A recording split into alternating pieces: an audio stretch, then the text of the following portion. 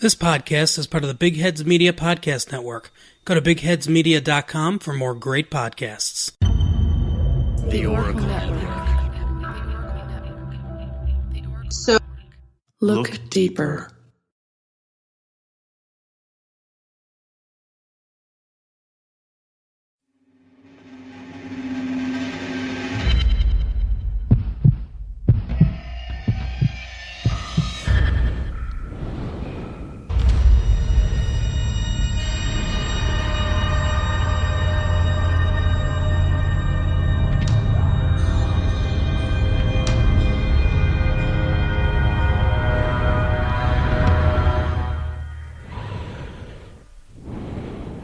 Welcome to Brew Crime. I'm Mike. And I'm Beck. and I'm Nina. All right, this episode we're going to be covering cartels. So I think we're starting with Nina, I think, on this one. Yeah, and also to point out, we're still in quarantine and doing this over Zoom. Okay, so I'm going first for the cartel episode. So what I decided to do is actually pick this super duper gangster bitch and talk about her. It doesn't matter which way you slice it. She was the shit. Awful person, fine, we'll get that. She got assassinated, spoiler. But regardless, pretty fucking badass. And if I ever decide to be a drug dealer, if my day job doesn't work out or recording doesn't work out, I would like to be this bitch. I'm excited. I'm here for it. Yeah, you definitely have to, look up to someone. Obviously, I look up to my mother first, and the Jesuses. And then the person is Griselda Blanco.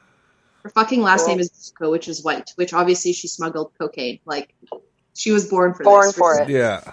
Fucking, yeah. So, okay, before I talk about some of the bad shit that she did, obviously it's important to talk about her biography, where she came from, and all of that. So was born in Colombia, which I'm sure everyone's really surprised. Yeah, I know, right? She wasn't born in Vancouver or Serbia. Essentially, she was a high-level operative in the infamous Medellin cartel. They're mostly known for trafficking cocaine, copious amounts, mostly into the United States, but also a worldwide operation. Griselda's criminal activity originally was really hard to track down. There's reports as early as when she was 12, 13 years old that she was prostituting, which some said that it was her mom that was making her do it. Some was saying that's kind of how she was getting her foot in the door with some sketchy people. It's how to be around drug dealers, how to be around all of that. But Right. definitely very, very early ages. What made her stand out to the cartel, because I was trying to figure out in such a male-dominated scene, I guess, how come this like random little girl or woman at this point, I guess, what made her such a valuable member. So what she actually ended up creating is undergarments where you can pack cocaine into. Oh, wow. Which is how they ended up using to transport it across borders. Innovative. So how they used to traffic cocaine out of Colombia, the Medellin cartel was mostly known for trafficking it through into Miami, New York, anywhere in California. Southern California kept coming up the most in my research. But obviously before they had all the crazy securities on the borders, on airplanes, how to get onto them, people would literally stack their insides and walk onto a plane and go to the next place. So she was one of the ones who was accredited with the original designs of packing it like into the bottom of shoes, purses, essentially just getting a buttload of cocaine onto a person's body that wasn't being detected and then transporting it that way. Wow. You were saying it was mostly into California, and I mean, hey, there's a lot of people in Hollywood that need cocaine. Well, yeah, it was the kind of main breeding grounds, I guess, for the trade that I found or came across was Miami, New York, California. So obviously any of like the bordering states where you can just cross it into. Because I think obviously once it's past the border, any of the like interstate borders or whatever, piece of cake at that point. Before I talk about Blanco actually leaving Colombia and moving to the States, I wanted to talk about some of the nicknames she was given because you guys know I'm suckers for nicknames. So she was Queen of Cocaine, right? Mm-hmm. Black Widow, and I'll talk about why she was called a Black Widow in a little bit later, but essentially, like, don't marry her. Yeah, right? So in the mid 1970s, Blanco left Colombia and moved to New York. At this time, she was already very well known for running a massive narcotics ring.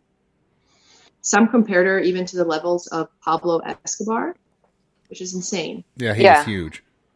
Huge. In 1975, authority intercepted that she reportedly smuggled about 150 kilos of cocaine. Wow. Her and 30 people, all different partners and kind of just people that were in the cartel and kind of mixed into the trade, were all indicted on federal charges. She was one of the lucky ones who actually escaped and flew back to Colombia, which she's essentially treated like royalty, right? So obviously there's no extradition or anything like that. So she got away with that. I couldn't find out how long she stayed in Colombia before she returned to the States. So she didn't return to New York, but she returned to Miami, and that's where she ended up settling down. To me, it's even crazy that she went back to the States, where obviously... Yeah, that's what I was thinking. It's crazy. Yeah. Like, why would you do that? She probably easier to run the drugs from the States. You know, have all the mules running back and forth, but stay on the side where the drugs are being sold. Yeah, well, it's a good point you bring up too, right? Like, from what I found is she more so designed the undergarments originally, like at the beginning, her claim to fame in this drug lord world, whatever. But at this point, she was actually like the head honcho for that division of the Medellin in the States that was running all of that, which says a lot for, I guess, the kind of person and maybe the demeanor that she was, because to have a woman this high up around this many choice individuals is nothing to shake a stick at. So before I get into talking about some of the names, the Queen of Cocaine, I think I kind of explained, is just with how much involvement she had with trafficking cocaine, the copious amounts. I don't even know how many millions, billions of dollars she helped traffic and get into America. I'll get into the Black Widow bit, but it's important to talk about the amount of murders that have been accredited to her. So all in all, there's about 2,000 murders that she either directly ordered, that she was part in. There's things as simple as during a drug trade, someone looked at her funny and they completed the drug trade, said person left, and she sent her boys after them being like, yeah, you know what? Don't like how that went down. And they ended up murdering and taking all their drugs back. It's fucking crazy. It's the best way to make money. Business. We say the exact opposite thing. You get to sell it twice. It's insane, right? And something that she was also well known, which is I think why the number is so high, is she was a big fan of drive-by shootings. So that's shitty in multiple ways because, I mean, from all the research we've done, I'm sure the TV shows and things that we've watched, drive-by shootings, sometimes innocent people also get hurt, and it causes a whole other, shitstorm. But I think it speaks to how ruthless she is, because if there's 10, 15 people standing there and she has an issue with one, fucking kill them all. And she had many people who were her, left-hand men, right-hand men, whatever, who did whatever she asked. So super awful, but kind of fucking badass. I don't know, I have like a bit of a hard-on for her. I just think this is so fun. I mean that in like not a, you know how I mean it.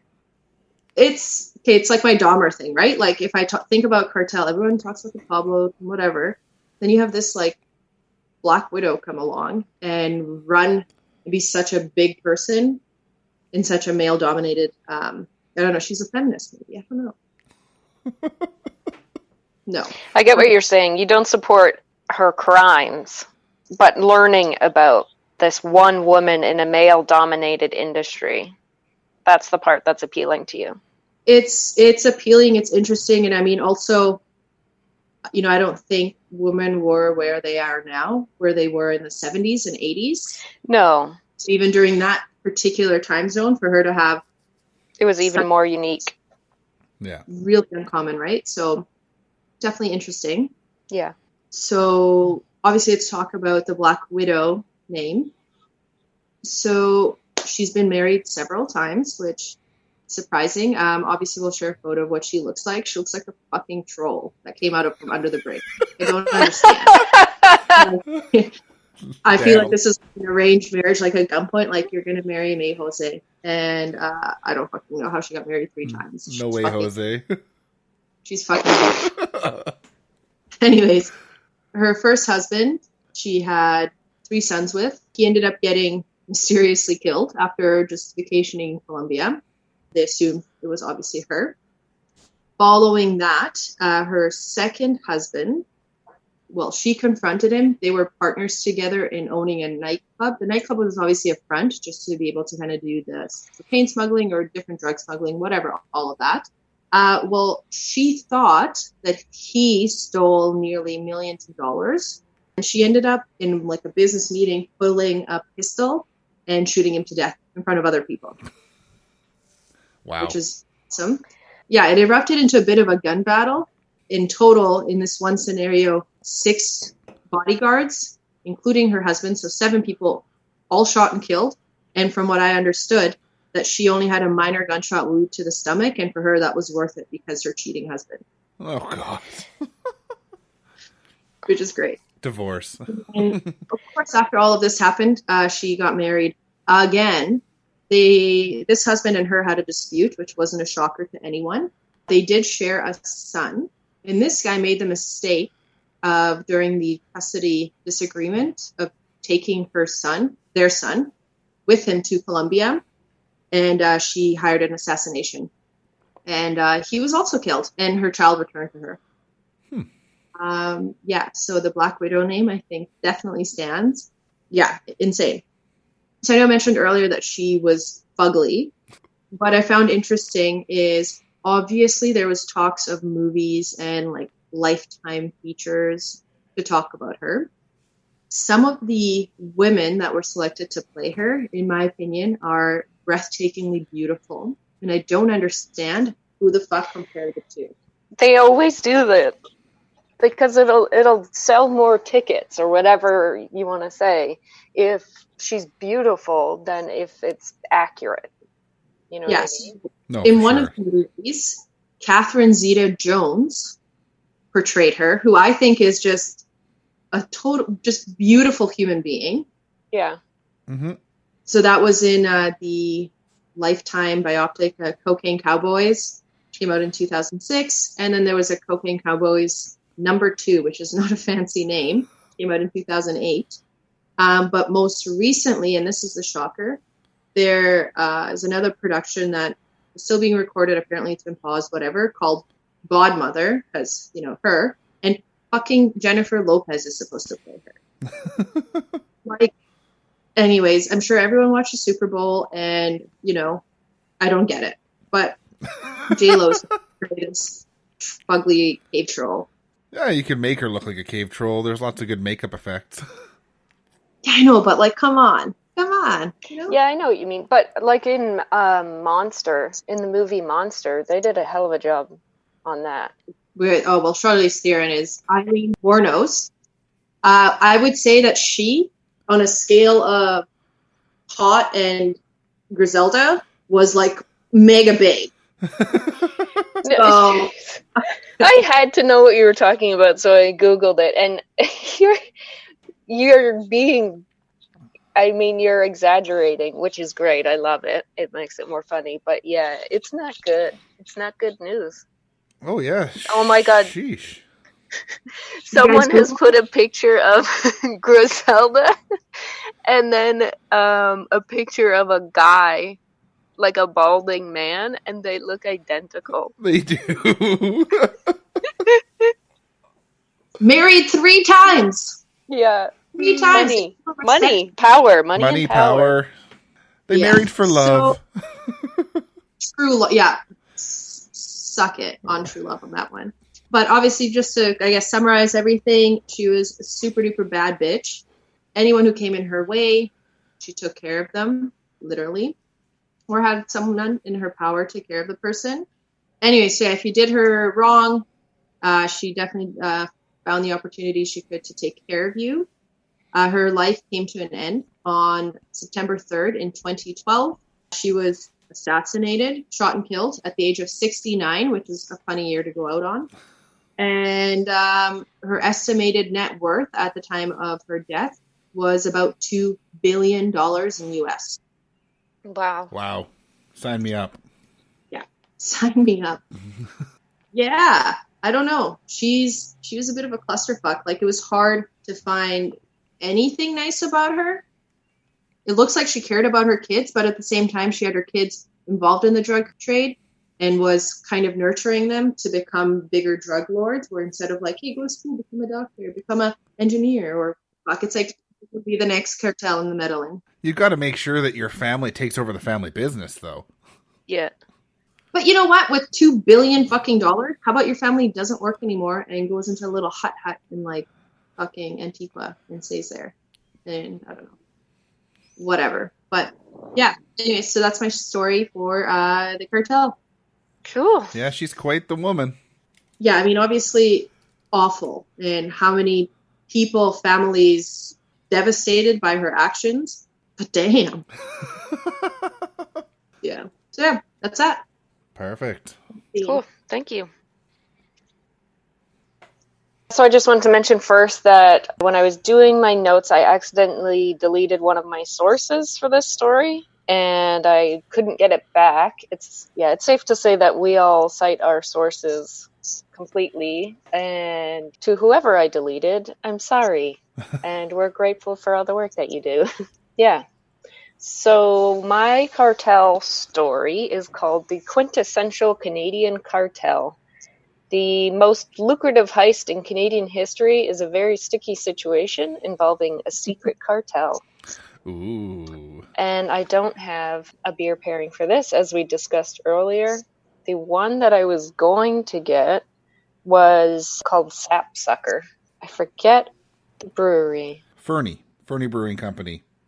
Yeah, that sounds right. Because I actually started writing this story quite a while ago, and then I realized it was going to be a lot longer than I thought.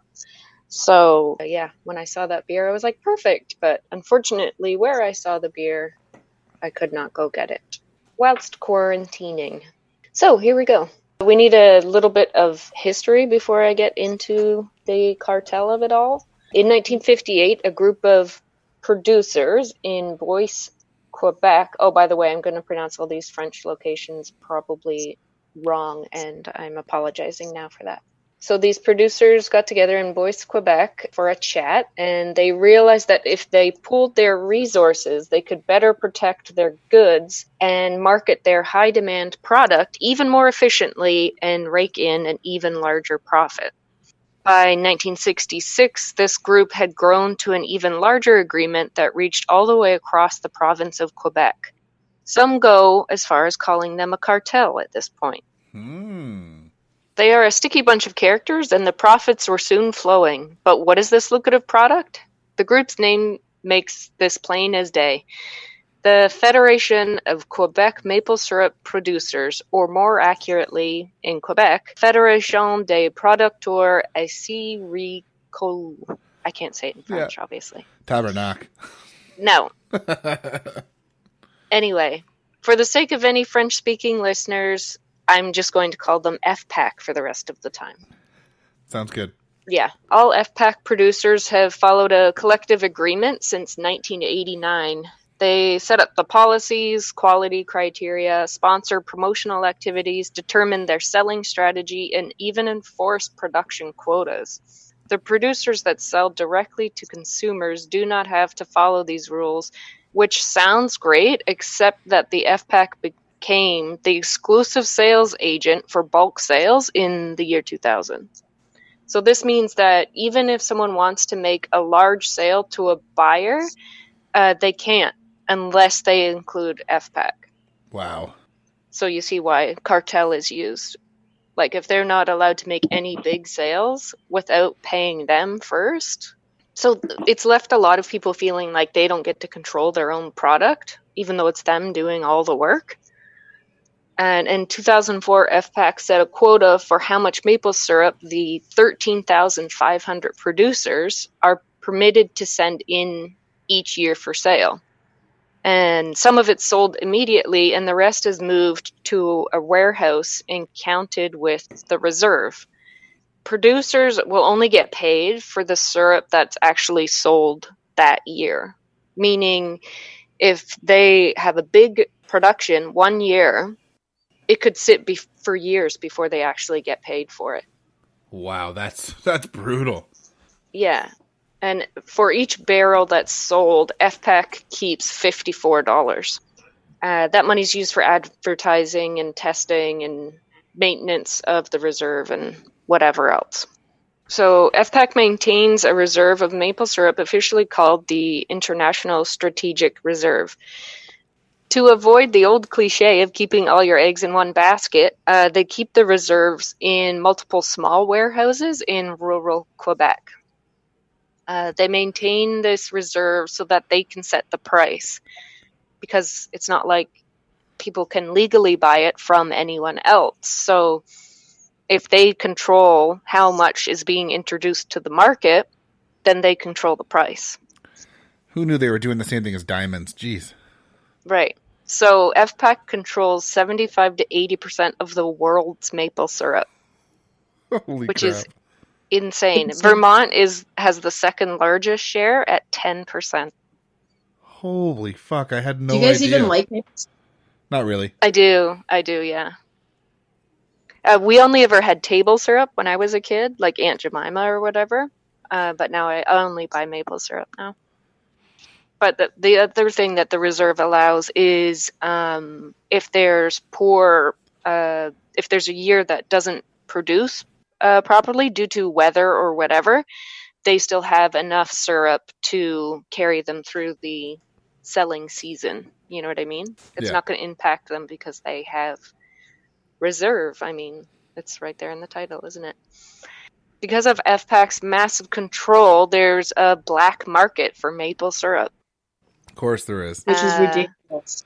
Is that crazy? So anyone who's willing to take the risk can sell their maple syrup in bulk to buyers who usually have no idea that they're buying illegal syrup, because why would that be a thing, right? Of course, yeah. Illegal maple syrup. So this syrup usually goes to Vermont, New Brunswick, or Japan, where apparently maple syrup is becoming more and more popular. Huh. Yeah. Especially the illegal stuff. Could you imagine getting caught for smuggling maple syrup and being in jail and having to tell someone, "Why are you in here for?" "Oh, the tree sauce." Shit's wild. Like, I'm hooked on the tree sauce. Pancake candy. Not nose candy. nature's cocaine. Yeah. Anyways, sorry. No, don't be sorry. It's like such a first world problem. Yeah. Fast forward to 2012 when FPAC was doing their annual inventory and discovered that over 10,000 barrels of syrup had been stolen. Wow. Yeah, one full barrel weighs about 600 pounds. So that's about 6 million pounds. Just poof, gone. Wow. How is that a thing? Right, yeah. So the problem I ran into with the quantity of what was stolen was that in literally every article or every source that I found, the number was different. So feel free to not correct me on the amount of syrup, anyone listening. It was a fucking lot of maple syrup. That's how much was stolen. Yeah, a lot. Ton. Some might say a buttload. So the one reliable number that I did find was that the missing syrup was valued at $18.7 million. Wow. That is just fucking outrageous. Mm-hmm. So the value is so high because a 1 barrel of maple syrup is worth 20 times the cost of 1 barrel of crude oil. They should, instead of spending more money on Teslas and shit, just invent the next maple syrup fucking run car. Might be a sticky ride, but you get there. Can you imagine a car crash if cars were run on maple syrup? Oh, it'd be so It'd be fucking bad. delicious. It'd be fucking delicious. So many ants. Yeah. I think if we got into a serious car crash, your least problem is going to be there's fucking ants. It'd be who did I just fucking murder in this deliciousness? How much can I save? Yeah. Just take your time. I'm good here. Yeah. Eat all the syrup. Yum, yum, yum. So the heist took place over several months in 2011 and 2012. Something this large had to be an inside job. At first, the thieves were taking the full barrels to a remote sugar shack.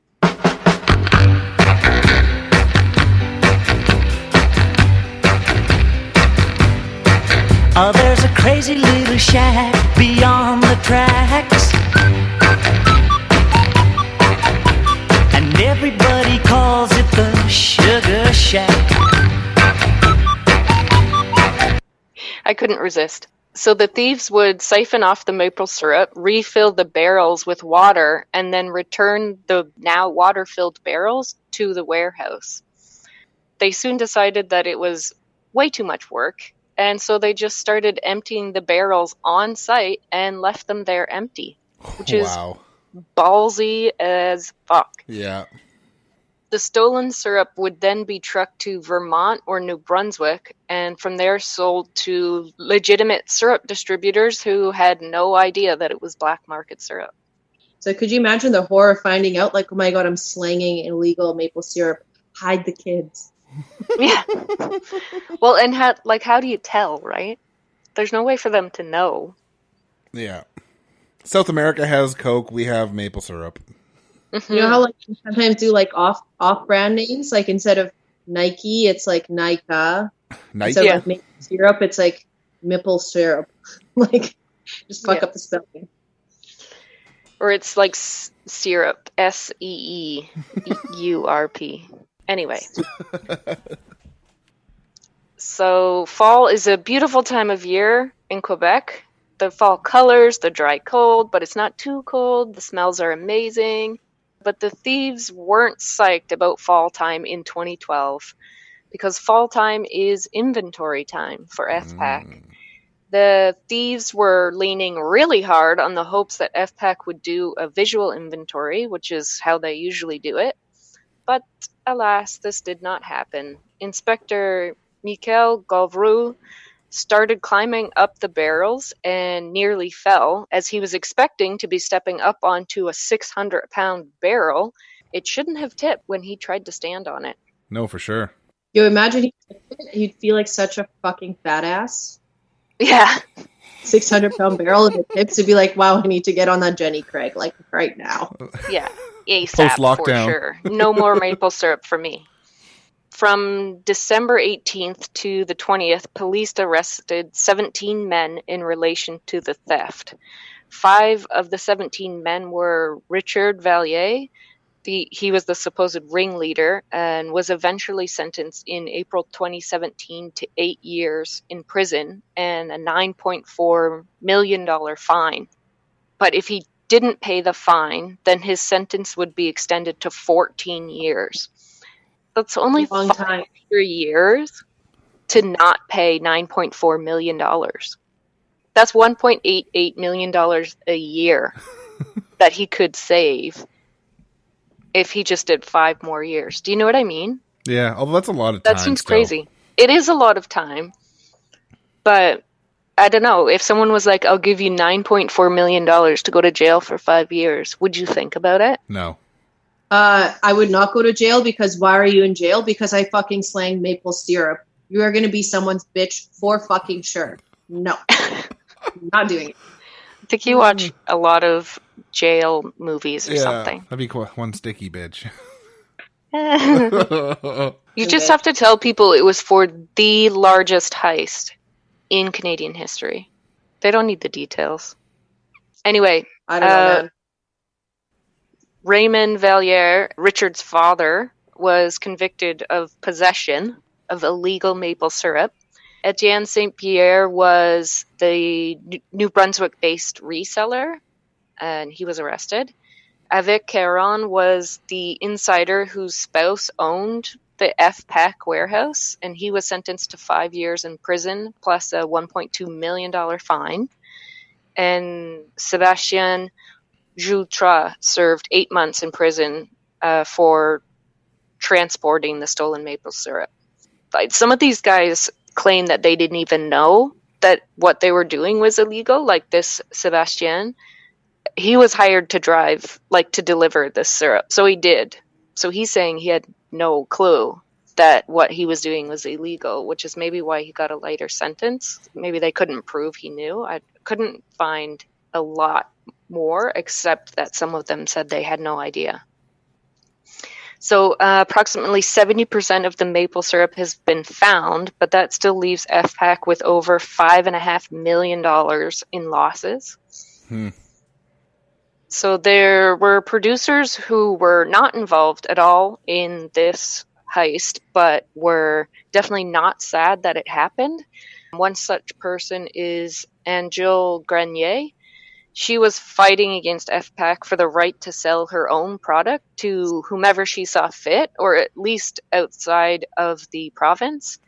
And in a separate suit, she was denying FPAC's right to continue this monopoly that they have. FPAC's argument is that since all producers have benefited from the technology that they developed, that they now have to follow the rules. Angel had been selling her syrup to SK Export, which is a broker in New Brunswick. But in 2015, a Quebec court order forced her to hand over her product to FPAC. Like, she just had to give it up. So her only alternatives were to shut down production completely or continue business as she had been and face criminal charges. That's nuts. So, yeah, she felt that FPAC had the order issued so that she wouldn't have the income to continue her legal fight against them, which, I mean, what else is she supposed to think? Her family at this point had already spent about $15,000 in legal fees, and FPAC was after them for $200,000 in fines. And there's no fucking way they could get that money. I mean, they're a small family-run business, you know? Mm-hmm. So in the end, she had to send that season's batch to FPAC because her family needed the money. And she doesn't want to go to jail, right? No. So one of her main qualms against FPAC was that, quote, if one year we make 45 barrels and the next year is a very good year and we make 60, we want to get paid for 60, end quote. So the surplus could sit for years until FPAC sells it, at which point the producers get paid. And a neighbor of Angel's is owed $100,000 in unsold syrup. And he just has to wait. And there's nothing you can do about it. Like, even if you need that money and you're going to go bankrupt, even though they owe you that money, they don't have to pay you until they sell it. That's insanity. Yeah. So many of her neighbors feel that FPAC has too much power. Like, it's not just her, you know. Etienne St. Pierre, who's the owner of SK Export, has a permit from the Canadian Food Inspection Agency to produce and export syrup, and he argues that this means that he should be allowed to sell Angel's product and anyone else's product to whomever he chooses, because Angel also has this permit. So, like, if the Canadian Food Inspection Agency has given them both the permit that they need to sell, what's the problem? Mm-hmm. But because it's maple syrup, and FPAC controls maple syrup, they can't, even though they have these permits. That's really stupid. It doesn't make any sense to me. So Etienne is not at all shy about enticing Quebec producers to abandon FPAC and sell through him. He can't afford to pay as much as FPAC does because he's a much smaller operation, but there's less hoops to jump through or bullshit to go through, basically. So the smaller producers are really into working with him instead. He's currently involved in 3 legal disputes about this, though. So it's crazy because then they have so much money and control that they can just run him out of business. Yeah, which is what they're trying to do. So he was suspected of being part of the huge heist. And on September 25th, 2012, FPAC raided Etienne's warehouse in New Brunswick, and they seized forklifts, barrels, and boilers, and almost $1.6 million in syrup. as these items and the syrup are part of an ongoing investigation, Etienne still hadn't got any of his equipment back 3 years after they'd confiscated them. Wow. Which is when this article was written. So Etienne says he had nothing to do with the theft and that his business records reflect that. Like, he doesn't have any business records with Valliere, the guy I mentioned before who committed the heist. He has nothing, no business dealing with him. So the marketing agent at SK Exports, Fernand Saint-Amand, finds the case against them completely ridiculous. Both men are skeptical about the theft at all. And I kind of think that they have some really good points because it's $30 million worth of product and they had no security, no cameras. Like, these guys were in the warehouse siphoning the barrels. They didn't even leave. They would have had to be there for hours to do it. Yeah, for sure. It definitely could not have been done in one go. There's no way. No. It was over months that they did this. Mm-hmm.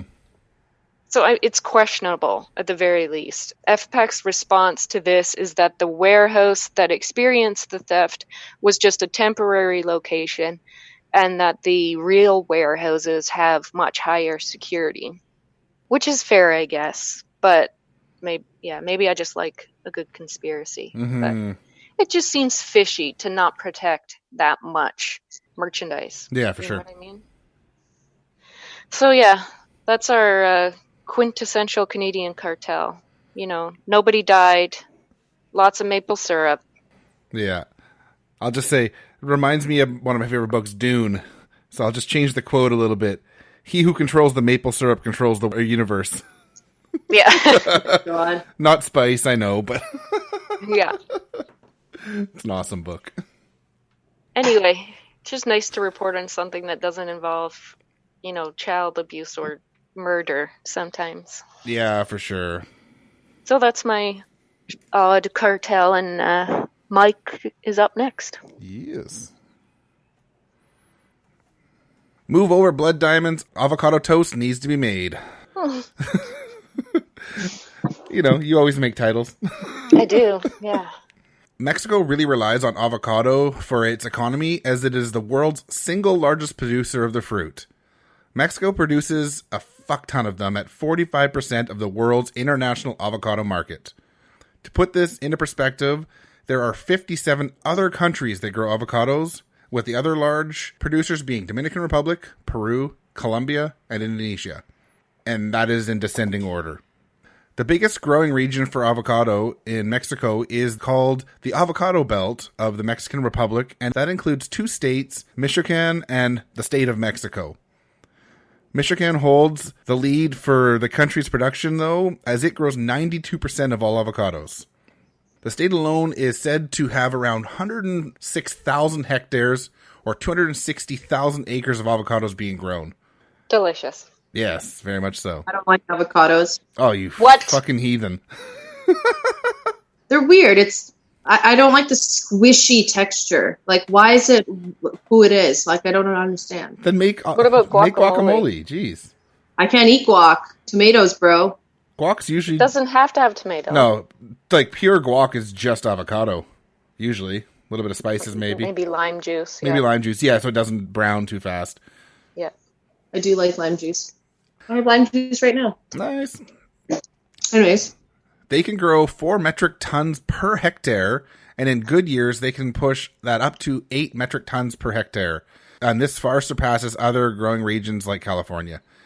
Like, imagine 4 metric tons per hectare, and they're doing 106,000 hectares. Yeah, So that's much. insane. Hipster's dream. Yeah. That's Hipster's math. dream for sure. It's a lot. That's a lot of avocado toast.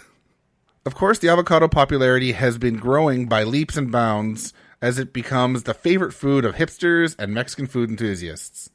Isn't it the same thing? It can be. Not always. Because avocado toast isn't very Mexican. Fair. You just have to put some taco seasoning on it. Ah, there you go.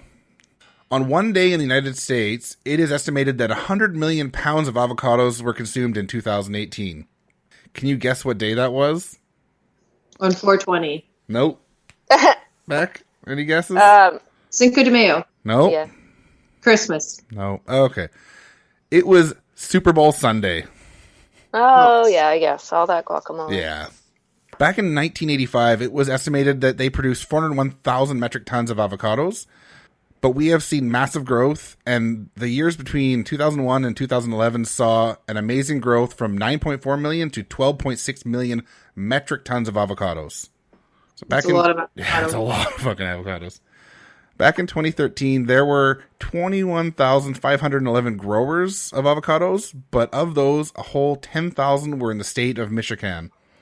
But times were getting tough for the drug cartels in the area, as their main industry was heroin production, and the production of synthetic opioids had surged. This surge had driven opium prices to drop to 1/3 of its price in 2017. But the loss in the drug market was exactly opposite of the avocado industry, as it had quadrupled in only 1 decade. Between 2018 and 2019, the export of avocados to the United States went up 16%, and the U.S. only allows avocados from this one state to be imported. So big surprise that drug cartels moved in on the farmers and started to charge protection fees to the people. From the numbers I could find, it looks like the cartels charged the farmers 2,000 Mexican pesos per hectare that they farm, as well as between 1 and 3 pesos per kilogram of avocados harvested. It's a lot of money they're charging them. But it doesn't make sense. So they figure that they're going to need protection, so we're going to charge you for protection that you didn't ask for in the first place? Oh, no, because if you don't pay for that protection, they kill you. Yeah. It's protection from them. Stupid. Oh, it's just like the old mobs in New York and stuff and Chicago, right? Yeah. The businesses paid, or they got beaten up, killed, whatever. Ridiculous. Of course, it started out with one cartel moving in on the farmers, but it is now 4 different cartels that extort them. These cartels are the Jalisco Cartel New Generation, or CJNG, the Nueva Familia Mexicana, the Tepalcatepec Cartel, and the Ziquiring Cartel. I don't know. There's all these crazy names. And who cares if I fuck up theirs, because they're all douchebags. Don't kill me. It's more fun when we're all together and we can all look at it and speculate. Yeah. Like, how do you think you're supposed to pronounce this? Of course, if you do not make your payment to these cartels, you put your life or your family's life in peril. On one such occasion was when an avocado distributor did not pay the cartel and his daughter was murdered on the doorstep of his business. Oh my god.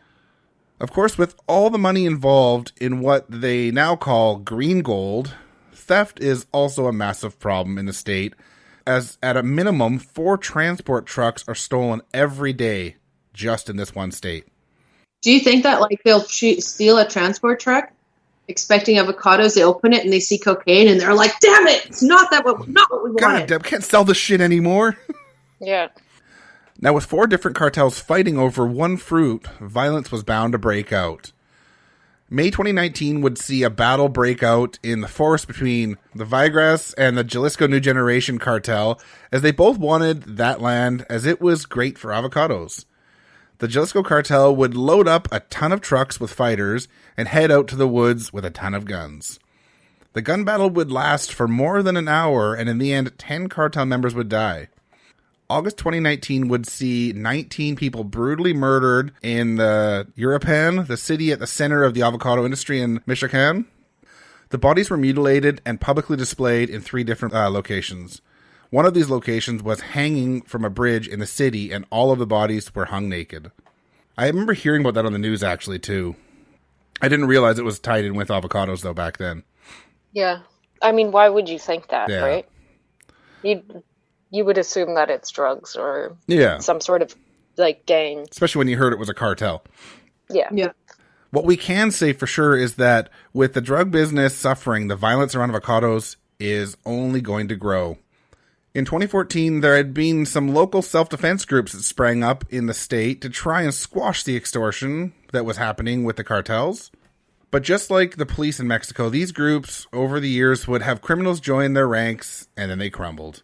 Sadly, deciding to just stop buying avocados from Mexico will help no one and will only hurt the growers in the region, because if these people cannot pay their protection fees, more people will just be murdered, abducted, or tortured. It is up to Mexico to somehow get a hold of their cartel problem, be it drugs or avocados.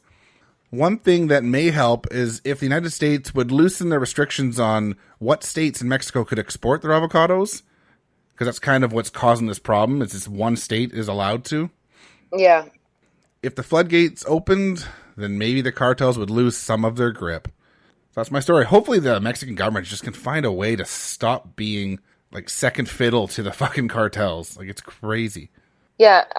What is the reasoning for only that location being allowed? I meant to put it in the story and I forgot. It sounds like avocados have a problem with a pest, and I forget what the pest's name is right now. And for whatever reason, that state doesn't have a problem with that pest.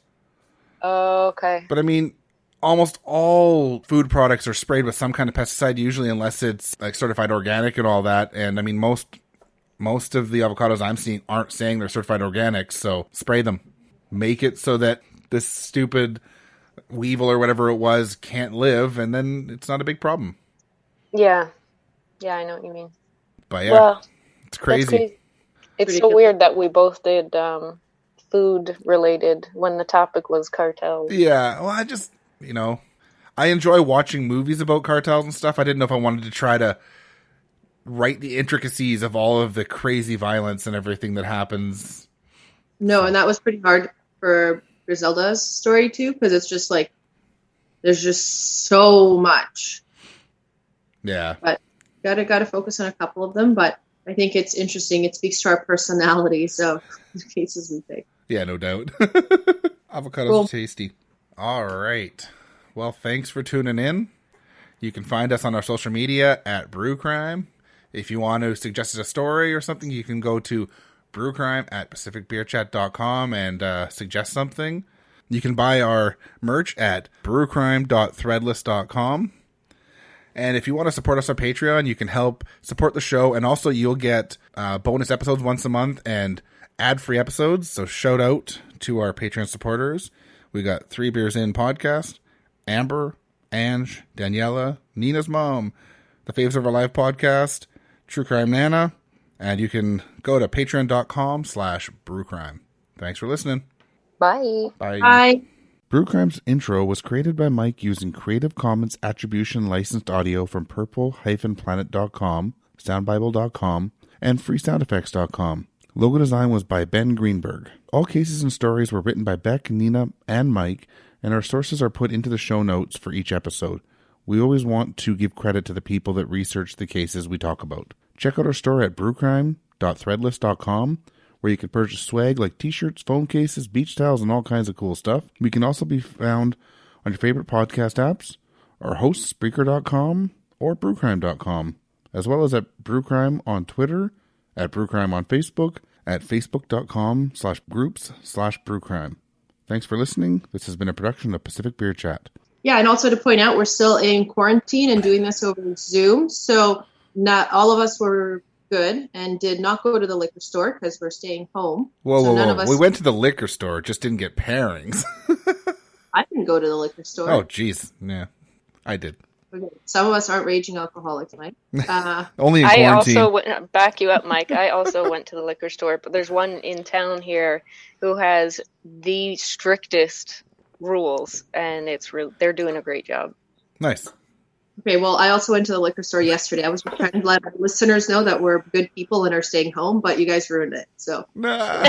We're not going to lie to our people here. Yeah, especially because we're allowed to leave our home My to go God. shopping for, important things like alcohol and food. Yeah, we're just not going to multiple places to find the perfect pairing. We're in, out. Yeah. that's what I meant to say. Yeah. Yeah, sorry, it cut out there, for I'm not sure what Mike was doing. So, we good? Yeah. Sorry. Yeah, no, all good.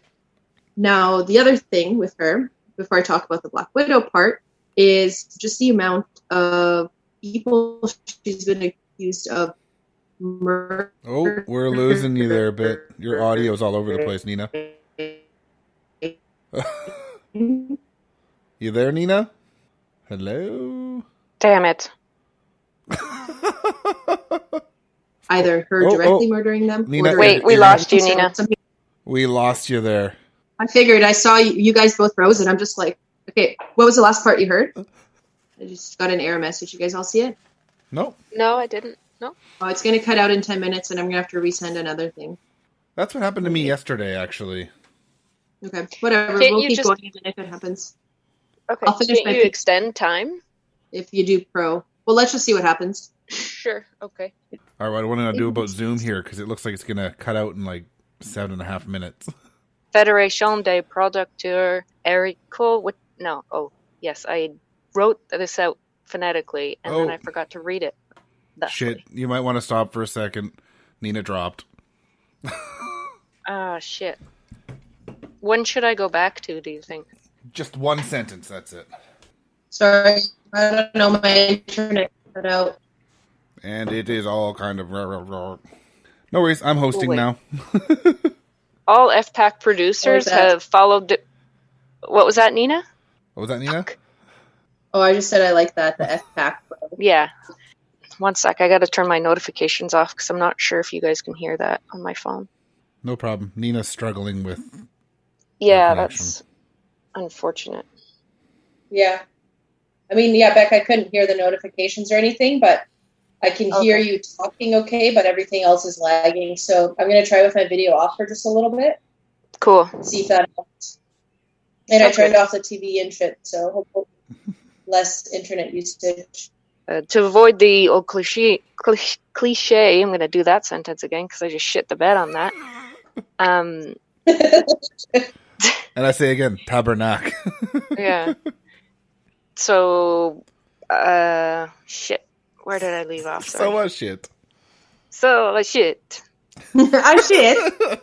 Oh, no. It's Very a nice, shit. very There we nice. Yeah. Some might say what? A buttload. Oh, I said a Yes. fuck ton, so... yeah. This is where the clip goes, Mike. Oh, okay. I should. I'll do that sentence again if you want it. Yeah, Easier it for opened the audio in editing the wrong later. screen, so... Let me know when you're ready. I'll do the sentence again. All right. Andale. Arriba. Oh, fuck. It's spelled Michoacan. Michigan. Yeah. Including 2 states. Michigan. No, Michigan. Micanako? Michigan. Oh, there we go. Nueva Familia Viagra.